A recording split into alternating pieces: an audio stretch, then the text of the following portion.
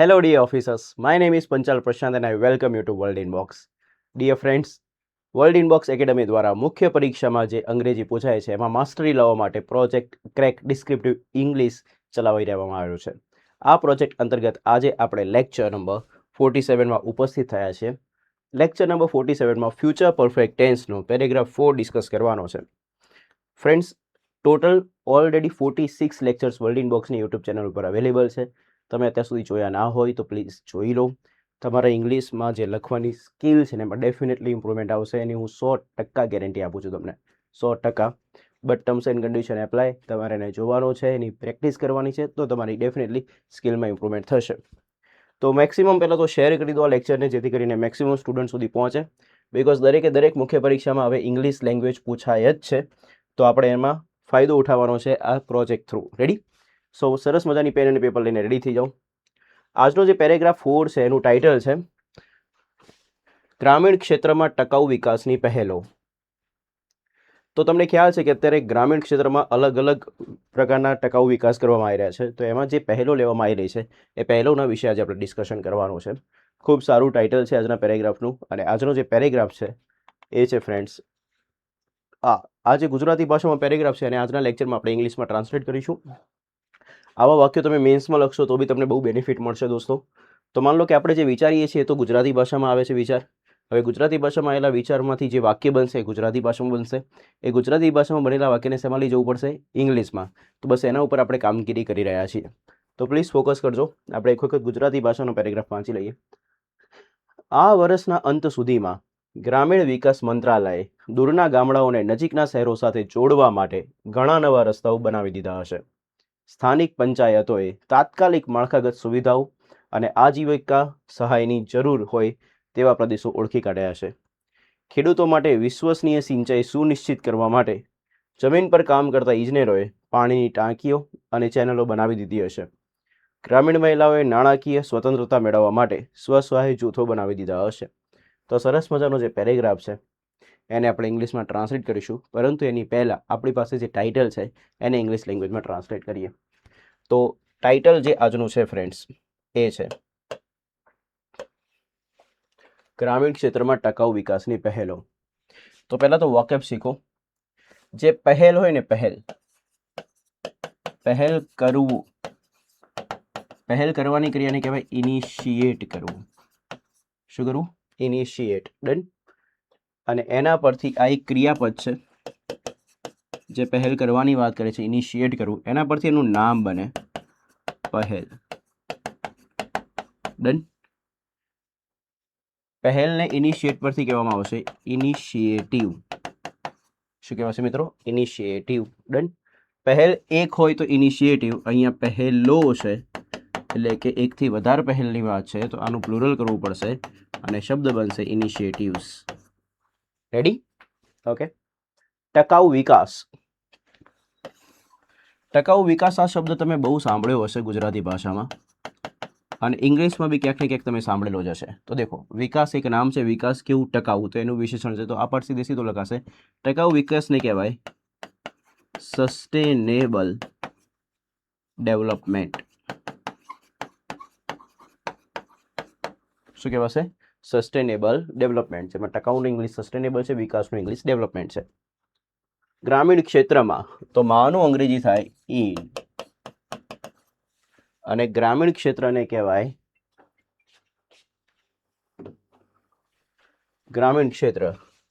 તો ગ્રામીણ અને ક્ષેત્ર, ક્ષેત્ર એક નામ છે, ગ્રામીણ એનું વિશેષણ છે, તો એને કહેવાશે વિના સીધી લખાશે. ગ્રામીણ કહેવાશે રૂરલ, ક્ષેત્રને કહેવાશે એરિયા. રેડી?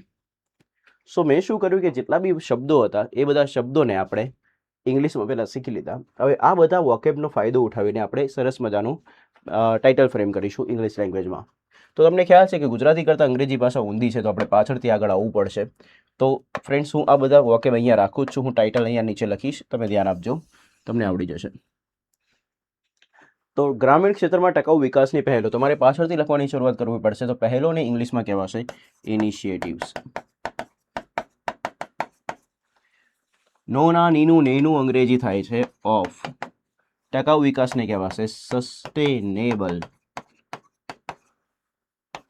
ડેવલપમેન્ટ.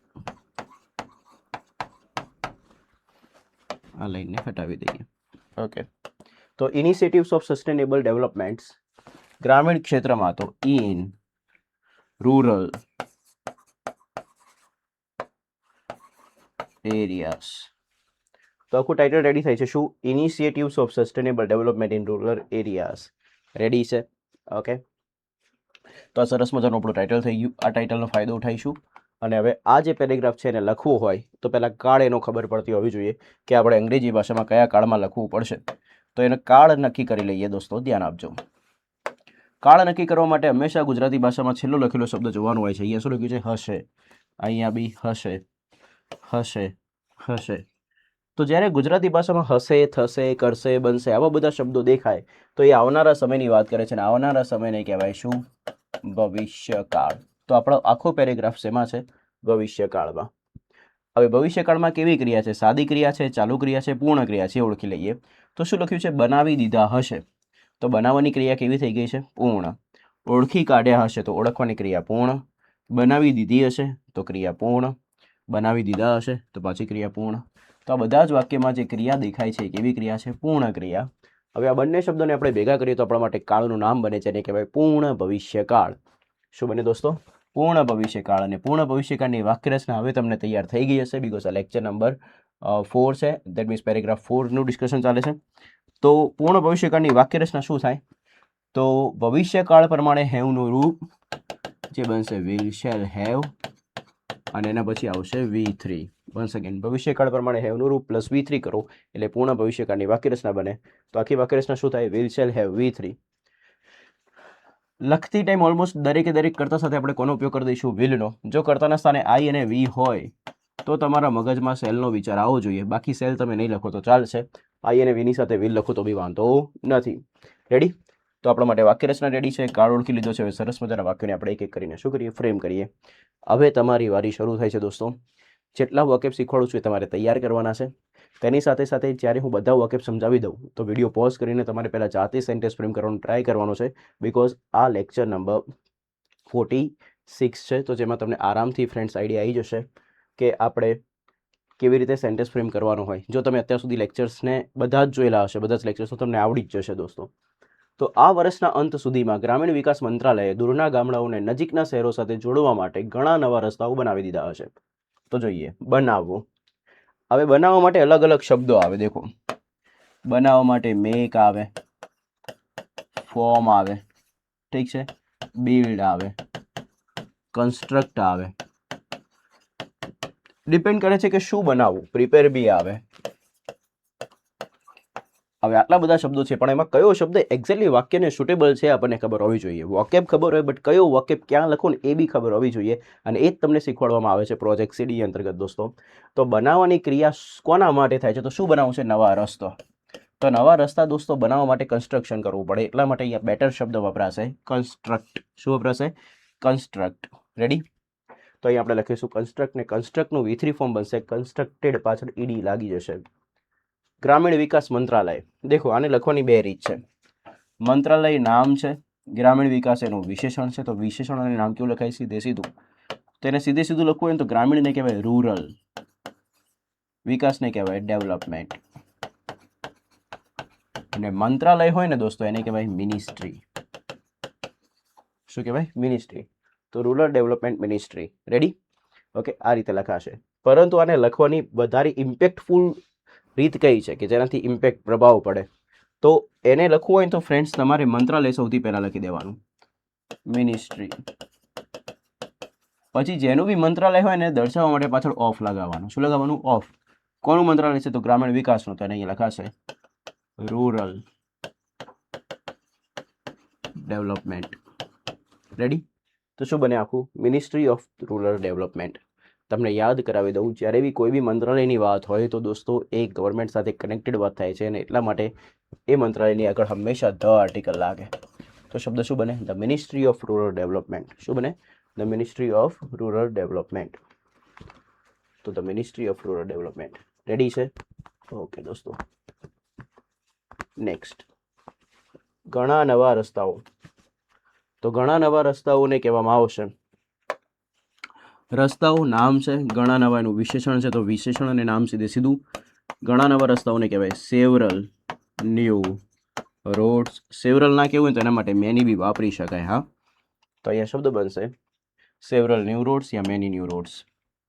જોડવા માટે, જોડવું એક ક્રિયાપદ છે અને પાછળ શબ્દ આવ્યો કયો માટે. હવે તમને નિયમ યાદ છે કે ક્રિયાપદ અને માટે જ્યારે ગુજરાતીમાં અને અંગ્રેજીમાં લખવું હોય તો બે રસ્તા, ટુ પ્લસ ક્રિયાપદનું મૂળ રૂપ અને ફોર પ્લસ ક્રિયાપદનું આઈએનજી વાળું રૂપ. પણ આપણે હંમેશા ચાન્સ કોને આપીએ છીએ?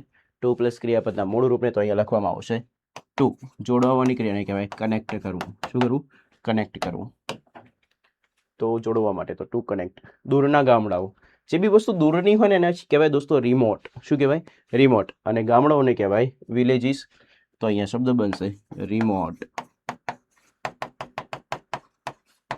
વિલેજીસ. રેડી છે?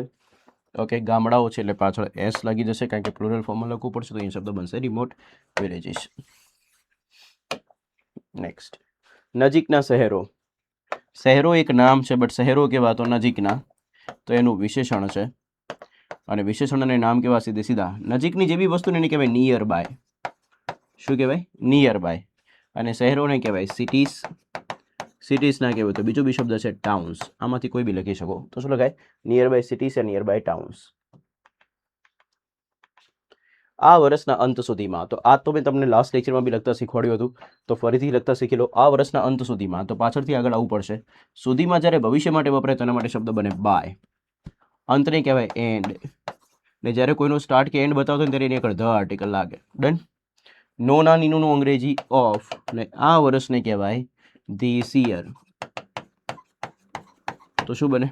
By the end of this year. હવે કોઈ વ્યક્તિ એવું કહે છે કે સર મારે આ દર્શાવવા માટે ધીસ નથી લખવું, એની જગ્યાએ મારે આર્ટિકલ લખવો છે, તો તમારે આર્ટિકલ ધ બી લખી શકાય.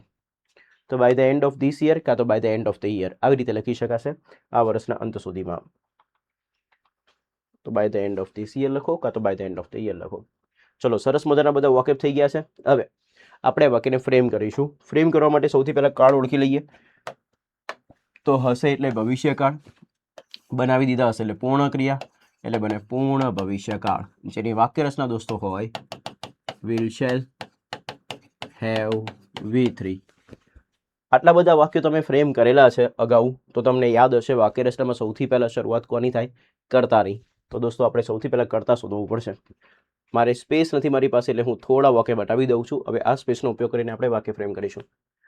હવે કર્તાથી વાક્યની શરૂઆત થાય 100% વસ્તુ સાચી છે, પરંતુ મિત્રો અહીંયા શું છે? આ કોમા આપેલો છે, અને જ્યારે કોમા આપેલો હોય તો કોમાની પહેલા વાળો પાર્ટ પહેલા લખવો પડે. તો મારે સૌથી પહેલા લખવું પડશે શું? આ વર્ષના અંત સુધીમાં.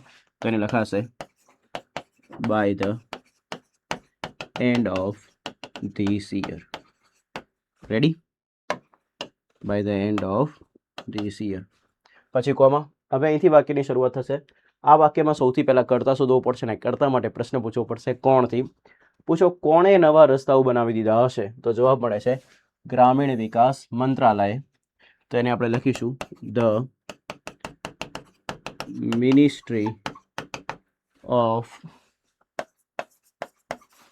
Rural development. The ministry of rural development. બીજા પાર્ટમાં આવશે ક્રિયા. બનાવી દીધા હશે તો રસ્તાઓ બનાવવા માટે શબ્દ બનશે કન્સ્ટ્રક્ટ. તો વિલ હેવ કન્સ્ટ્રક્ટેડ. હવે વારી આવશે કર્મની. કર્મ માટે પ્રશ્ન પૂછીશું. પૂછો શું બનાવી દીધું હશે? તો જવાબ મળે છે ઘણા નવા રસ્તાઓ. તો આપણો કર્મ છે ઘણા નવા રસ્તાઓ. તો એને લખાશે several new rods. Ready? Okay. હવે જે વધેલા શબ્દો છે એ બધા જ શબ્દો આપણા માટે અન્ય શબ્દોની જેમ કામ કરશે. તો કયા કયા અન્ય શબ્દો છે? તો અહીંથી શરૂ થાય છે દૂરના ગામડાઓને નજીકના શહેરો સાથે જોડવા માટે. રેડી? હવે અન્ય શબ્દો લખવા હોય તો ગુજરાતી કરતાં અંગ્રેજી ભાષા ઊંધી છે, તો પાછળથી આગળ આવવું પડશે. તો અહીંયા શબ્દ લખ્યું છે શું? જોડવા માટે. તો એના માટે વાક્ય બનશે ટુ કનેક્ટ. મેં અગાઉના ઘણા લેક્ચરમાં કહેલું છે કે જેવું અંગ્રેજી ભાષામાં તમે કોઈ બી ક્રિયાપદ લખો તો એ ક્રિયાપદ પછી વારી કર્મ નહીં આવે. જો કર્મ હોય તો કર્મ લખી દેવું પડે. તો આપણે જોઈએ કે કનેક્ટ એટલે કે જોડવા માટેનો કર્મ વાક્યમાં છે કે નહીં. જો હશે તો પહેલાં એને લખવો પડશે. ડન. તો પૂછો જોડવા માટે પ્રશ્ન પૂછો, શું જોડવા માટે કાં તો કોને જોડવા માટે. શું અને કોનેથી જેનો જવાબ મળે એને કર્મ હોય. પૂછો કોને જોડવા માટે, તો જવાબ મળે છે દૂરના ગામડાઓને. તો આપણે આ પહેલાં લખવું પડશે, બિકોઝ ક્રિયાપદ પછી વારી કોની આવે, કર્મની. તો દૂરના ગામડાઓ નહીં, હવે કર્મના એન્ડમાં જો નો નાની નું નહીં હોય તો એને લખવામાં આવતું નથી. તો દૂરના ગામડાઓ લખવું પડશે. દૂરના ગામડાઓને કહેવાશે શું, રિમોટ વિલેજીસ. હવે બાકી બધેલા શબ્દો નજીકના શહેરો સાથે, તો ગુજરાતી કરતાં અંગ્રેજી તો પાછળથી આગળ આવું તો સાથેને અંગ્રેજીમાં કહેવાય વિથ. નજીકના શહેરોને કહેવાય નિયર બાય સિટીઝ. રેડી છે? તો આખું વાક્ય બન્યું, by the end of this year the ministry of rural development will have constructed several new roads to connect remote villages with nearby cities. Sentence બહુ લાંબુ છે. જો આ લેવલના સેન્ટેન્સીસ તમે ફ્રેમ કરતા થઈ જાઓ ને મિત્રો, તો તમે જીપીએસસી નહીં, તમે યુપીએસસી બી આરામથી ક્લિયર કરી શકો છો. અને દરેક એક્ઝામમાં આ રીતના સેન્ટેન્સીસ આટલા મોટા લખવાની જરૂર પડતી હોય છે. જો તમે આવી પ્રેક્ટિસ કરશો તો ડેફિનેટલી તમારે મેન્સમાં સ્કોર થશે ને થશે. જસ્ટ પ્રોસેસ પર બિલીવ કરો, કન્સિસ્ટન્ટ રહો, રેગ્યુલર રહો, ડેફિનેટલી તમે પાસ થઈ જશો. અને એમ જ છે કે અંગ્રેજીમાં રહેલો ડર દૂર કરવાનો છે, અંગ્રેજીમાં માસ્ટરી લાવવાની છે. સ્થાનિક પંચાયતોએ તાત્કાલિક માળખાગત સુવિધાઓ અને આજીવિકા સહાયની જરૂર હોય તેવા પ્રદેશો ઓળખી કાઢ્યા હશે. તો સરસ મજાનું બીજું વાક્ય છે. આ બી વાક્ય મોટું છે દોસ્તો, આપણે બધા ફ્રેમ કરીશું સાથે. Stay tune. સૌથી પહેલા સ્થાનિક પંચાયતોને કહેવાશે શું, લોકલ પંચાયત. પ્રદેશોને કહેવાય દોસ્તો રિજિયન્સ કહી શકાય, એરિયાઝ કહી શકાય. તો અહીંયા રિજિયન્સ. જરૂર હોવી એક ક્રિયાપદ છે. જરૂર હોવાની ક્રિયાને કહેવાય રિક્વાયર હોવું. શું હોવું, રિક્વાયર. હવે જ્યારે મારે દર્શાવવું છે શું, જરૂર હોય તેવા. શું લખવું છે, જરૂર હોય તેવા. તો જરૂર હોય તેવા માટે શબ્દ બનશે, જેને જરૂર હોય ને એવાની વાત થાય છે, તો અહીંયા શબ્દ બનશે રિક્વાયરિંગ. શું બનશે, રિક્વાયરિંગ. ડન. ક્રિયા કઈ કરવી છે, ઓળખી કાઢ્યા છે. ઓળખવાની ક્રિયાને કહેવાય આઈડેન્ટિફાઈ કરવું. શું કરવું, આઈડેન્ટિફાઈ. અને એનું V3 ફોર્મ બનાવવું હોય ને ઓફિસર્સ, તો આ વાય નીકળી જશે ને IED લાગી જશે ને શબ્દ બનશે આઈડેન્ટિફાઈડ. રેડી છે? તો આઈડેન્ટિફાઈ કરવું એટલે કે ઓળખી કાઢવું. એનું V3 ફોર્મ શું બનશે, આઈડેન્ટિફાઈડ. ઓળખવું. જરૂર હોય તેવાને રિક્વાયર પરથી શબ્દ કહેશે રિક્વાયરિંગ. શું કહેવાનું, રિક્વાયરિંગ. તાત્કાલિક માળખાગત સુવિધાઓ, તો ધ્યાનથી દેખજો, સુવિધાઓ એક નામ છે, માળખાગત અને તાત્કાલિક એનું વિશેષણ છે. તો વિના કેવી, સીધી. જે બી વસ્તુ તાત્કાલિક હોય ને એને કહેવાય અર્જન્ટ. આપણે નહીં કહેતા કોઈને કે અર્જન્ટ છે યાર, પ્લીઝ જલ્દી કોલ કરજે. તો તાત્કાલિક એટલે કે અર્જન્ટ. માળખાગત સુવિધાઓ, માળખાને કહેવાય ઇન્ફ્રાસ્ટ્રક્ચર.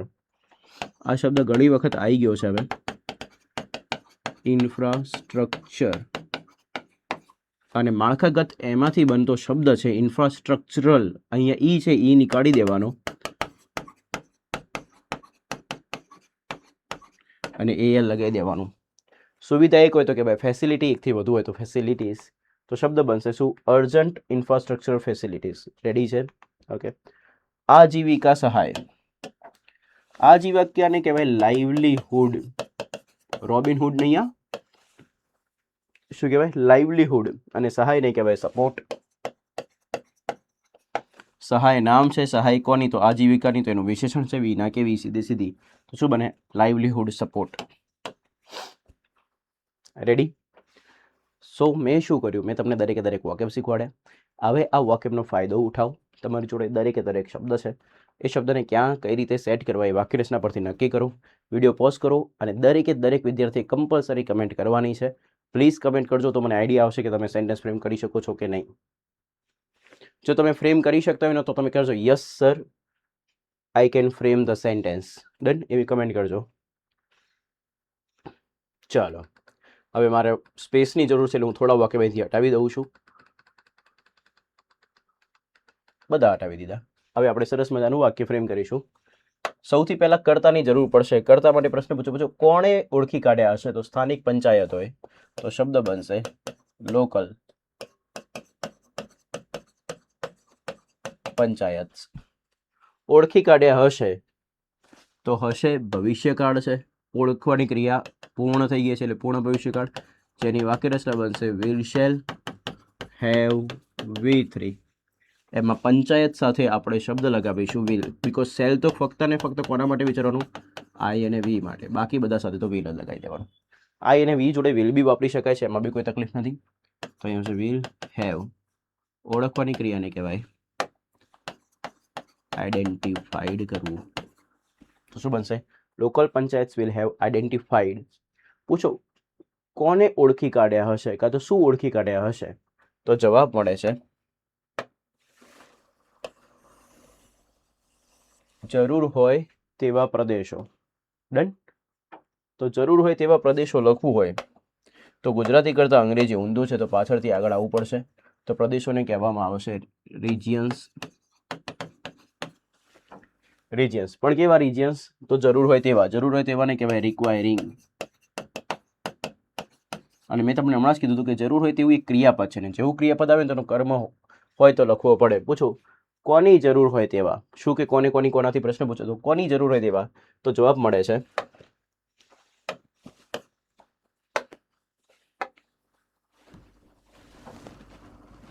માળખાગત સુવિધાઓ અને આજીવિકા સહાયની જરૂર હોય.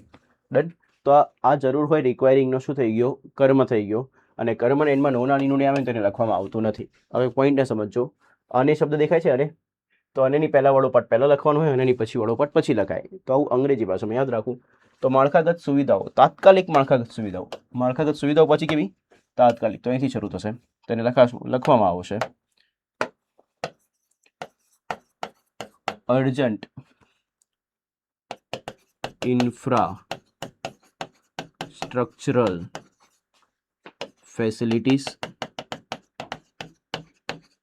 એન્ડ આજીવિકા સહાયની લાઇવલીહુડ સપોર્ટ. તો શું બનશે આખું વાક્ય? Local panchayat will have identified regions requiring urgent infrastructure facilities and livelihood support. Done. જ્યારે તમે કોઈને બતાવો છો કે જરૂર હોય તેવા, તો એના માટે શબ્દ લખવામાં આવશે આઈએનજી વાળું રૂપ. એટલા માટે અહીંયા આઈએનજી આવ્યું છે. આ બી એક પ્રકારનું ક્રિયાપદ છે જેને કહેવાય એક્સ્ટ્રા ક્રિયાપદ. કેવું? એક્સ્ટ્રા. ઓરિજિનલ ક્રિયાપદ લોકલ પંચાયત માટે શું છે? આઈડેન્ટિફાઈડ. આ એક્સ્ટ્રા ક્રિયાપદ છે. જેટલા બી ક્રિયાપદ હોય એનો કર્મ શોધતો રહેવાનું. કર્મ મળી જાય તો કર્મ પહેલા લખવો પડે. કોની પછી? ક્રિયાપદની પછી. અને કર્મને એન્ડમાં નોનાની નું હોય ને એટલે લખવામાં આવતું નથી. તો સરસ મજાનું વાક્ય ફ્રેમ થઈ ગયું છે દોસ્તો. તમે બી આ વાક્યને ફરીથી ફ્રેમ કરવાનો ટ્રાય કરજો. ફટોફટ નેક્સ્ટ સેન્ટેન્સ તરફ આપણે આગળ વધીએ દોસ્તો. વાક્યનો સ્ક્રીનશોટ લેવો તો તમે લઈ શકો છો. ખેડૂતો માટે વિશ્વસનીય સિંચાઈ સુનિશ્ચિત કરવા માટે જમીન પર કામ કરતા ઇજનેરોએ પાણીની ટાંકીઓ અને ચેનલો બનાવી દીધી હશે. તો પહેલા વાક્ય શીખી લઈએ. તો અહીંયા એક શબ્દ છે ઇજનેરો. તમારાથી ઘણા બધા લોકો ઇજનેરો હશે જ. ઠીક છે. ઇજનેરોને ઇંગ્લિશમાં કહેવાય એન્જિનિયર. શું કહેવાય? એન્જિનિયર. એકથી વધુ હોય તો કહેવાશે એન્જિનિયર્સ. તો અહીંયા ઇજનેરોની વાત છે તો અહીંયા એન્જિનિયર્સ લખવામાં આવ્યું છે. કામ કરવું. કામ કરવાની ક્રિયાને કહેવાય વર્ક કરવું. શું કરવું? વર્ક કરવું. અને અહીંયા શબ્દ છે શું? કામ કરતા. એટલે કે જે કામ કરી રહ્યા છે તે એમનું કામ કરવાની ક્રિયા કેવી છે? ચાલુ છે. તો એ કામ કરતાને શબ્દને કહેવાય. જ્યારે ક્રિયા ચાલુ હોય તો એને આઈએનજી વાળા ફોર્મમાં લખાય. તો કામ કરતાને કહેવાશે વર્કિંગ. જમીન પર. જમીન પર ગુજરાતી કરતાં અંગ્રેજી ઊંધું છે તો પર પહેલાં લખવું પડશે. પરને કહેવાય ઓન. જમીનને કહેવાય ગ્રાઉન્ડ. શું કહેવાય? ગ્રાઉન્ડ. તો લખાશે ઓન ગ્રાઉન્ડ. તો કયા એન્જિનિયરની વાત ચાલે છે? એન્જિનિયર્સની વાત ચાલે છે ગમે તે કે એ જ એન્જિનિયર્સ કે જે ગ્રાઉન્ડ ઉપર કામ કરી રહ્યા છે. એ જ એન્જિનિયર્સ જે ગ્રાઉન્ડ ઉપર કામ કરે છે. તો એને લખાઈશું એન્જિનિયર્સ વર્કિંગ ઓન ગ્રાઉન્ડ. એને બનાવ્યું હશે. બનાવવાની ક્રિયા. શું બનાવ્યું હશે પહેલાં એ જોઈ લો. પાણીની ટાંકીઓ અને ચેનલો. તો પાણીની ટાંકીઓ અને ચેનલો બનાવવા માટે કન્સ્ટ્રક્ટ બી વાપરી શકાય અને બિલ્ડ બી વાપરી શકાય. નન બીકોઝ એ રીતનું બિલ્ડિંગ કરવાનું છે અને બનાવવું પડશે. તો ફ્રેન્ડ્સ કન્સ્ટ્રક્ટ તો ઓલરેડી આગળ લખ્યું હતું, તો હવે લખીશું બિલ્ડ. ઠીક છે. તો પ્લીઝ ધ્યાન આપજો. બિલ્ડ. અને બિલ્ડનું V3 ફોર્મ બનાવવું હોય ને ઓફિસર્સ, તો શબ્દ બને બિલ્ડ. આ ડી નીકળી જાય ને પાછળ ટી લાગી જાય. પાણીની ટાંકીઓ અને ચેનલો. અને એની પહેલા વાળો પાર્ટ પહેલા અને એની પછી વાળો પછી.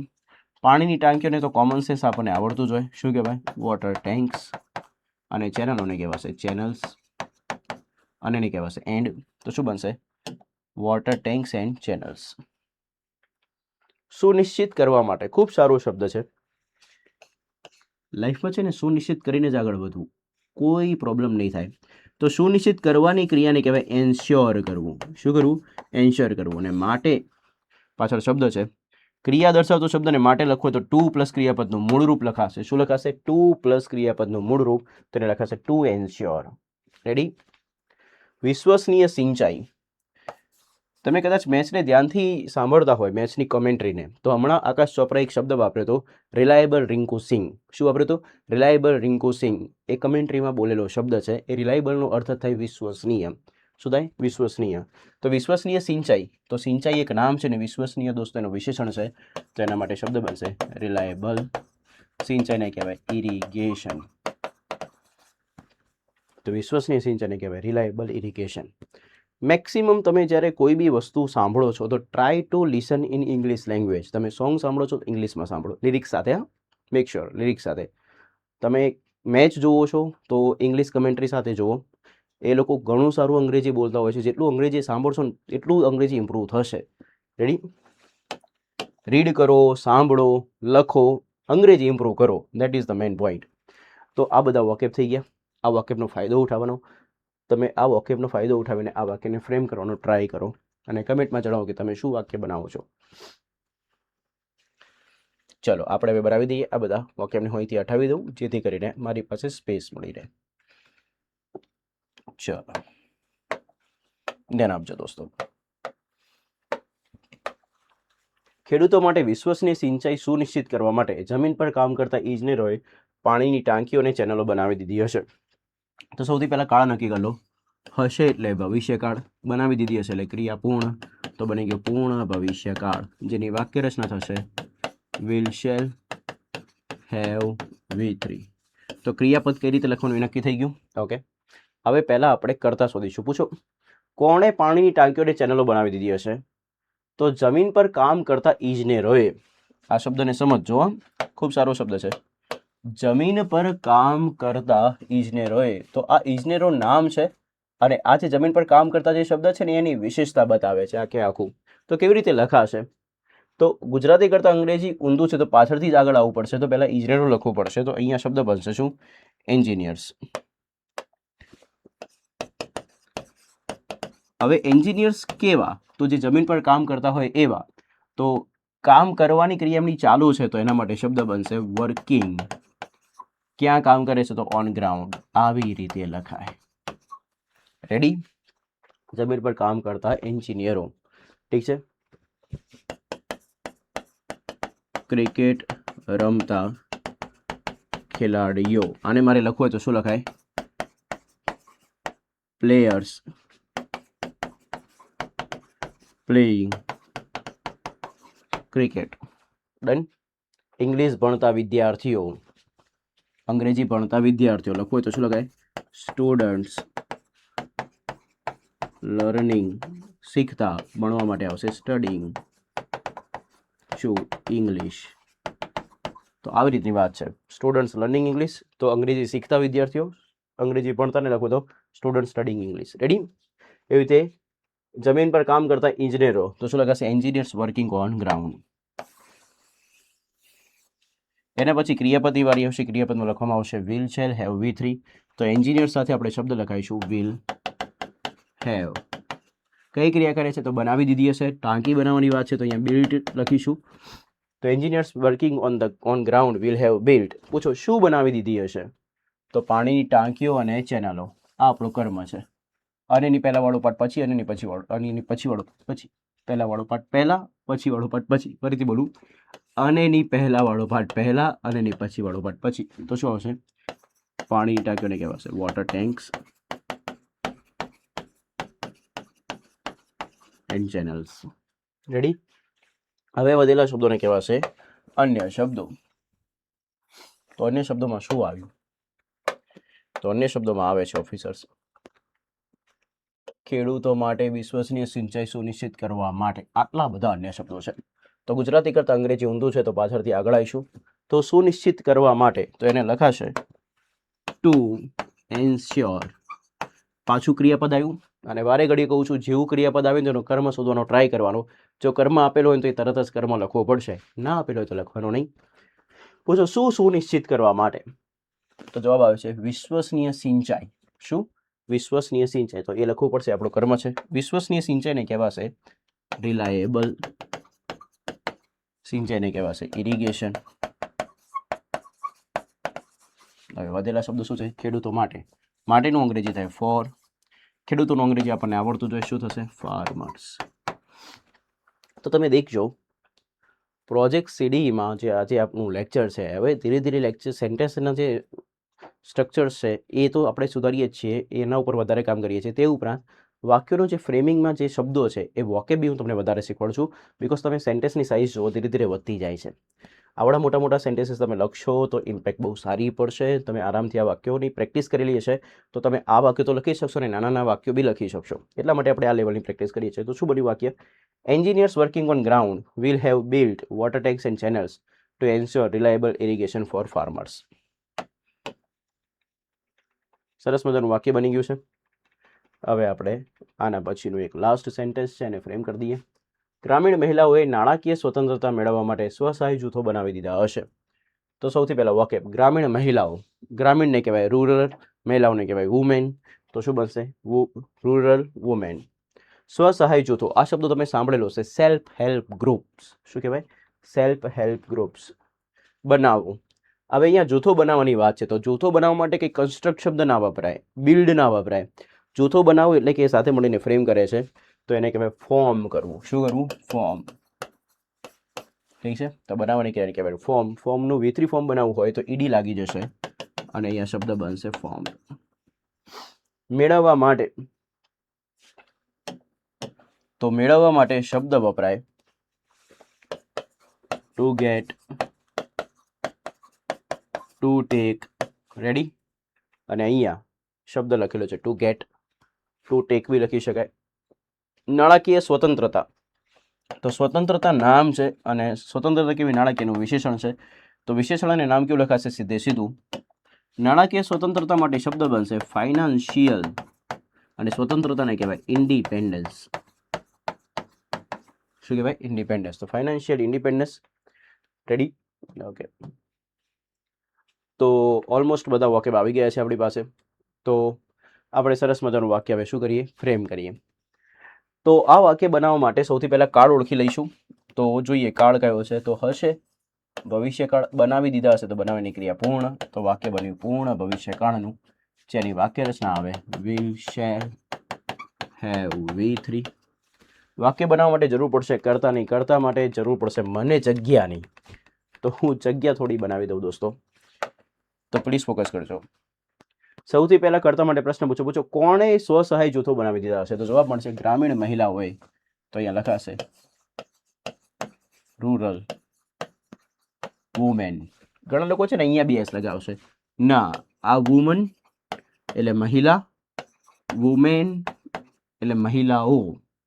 MAN તો એક મહિલાને બતાવે, MEN તો એકથી વધુ મહિલાઓને બતાવે.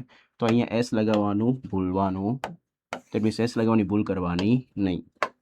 તો શું બન્યું? Rural women.